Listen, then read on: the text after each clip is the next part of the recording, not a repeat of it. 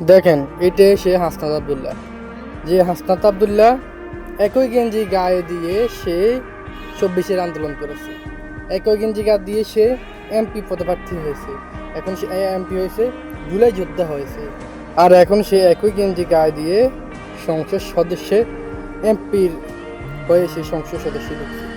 আলহামদুলিল্লাহ, এটা একজন এমপির এটাই তো হওয়া উচিত, এটাই তো হওয়া দরকার। হাসনাত আবদুল্লাহ যেভাবে নিজেকে প্রমাণ করেছে সে প্রথম থেকে এখনো পর্যন্ত, এটা যা অন্য কেউ দ্বারা সম্ভব হয়নি।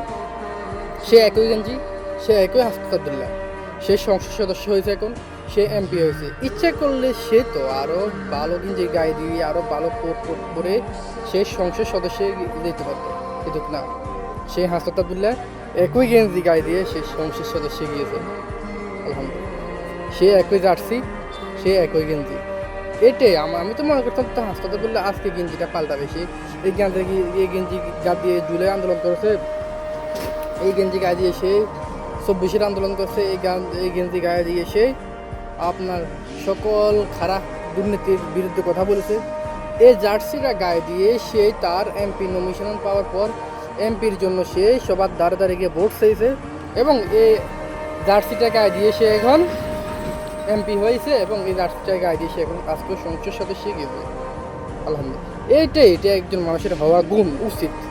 হাসনাত আবদুল্লাহ নিজে এখন এমপি হয়েছে, কিন্তু নিজের আগের জায়গাটাকে সে ভুলে যায়নি।